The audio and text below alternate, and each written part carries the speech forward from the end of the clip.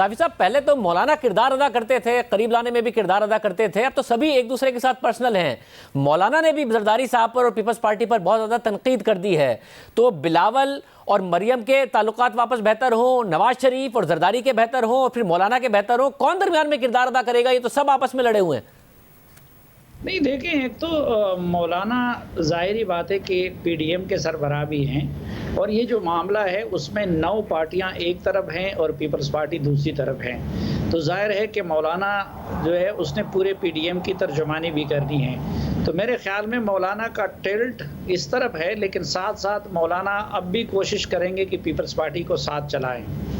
वैसे और मगर पीपल्स पार्टी को साथ चलाने के लिए अब किस तरह बात करेंगे जब पीपल्स पार्टी के ऊपर इतनी तनकीद कर चुके हैं? और मौलाना खुद करेंगे, कोई दरमियान में आएगा, क्या होगा? नहीं, तनकीद तो इसलिए हो रही है कि मौलाना उस रोज़ के इजलास में भी उनको बता चुके हैं, और फिर जो अलग से उनके राब्ते होते हैं, जरदारी साहब और उनके भी टेलीफोन पर राब्ते हुए हैं, बाकियों के भी हुए हैं। तो असल में पीपल्स पार्टी अपनी कमिटमेंट से पीछे हट रही है।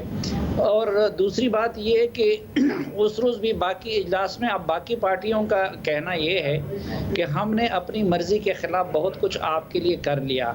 मसलन ज़िमनी इलेक्शन के लिए दरख्वास्त पीपल्स पार्टी ने बाकी जमातों से मशवरे के बग़ैर दी थी, लेकिन पीपल्स पार्टी की इज़्ज़त की खातिर उन सब ने उसको मान लिया।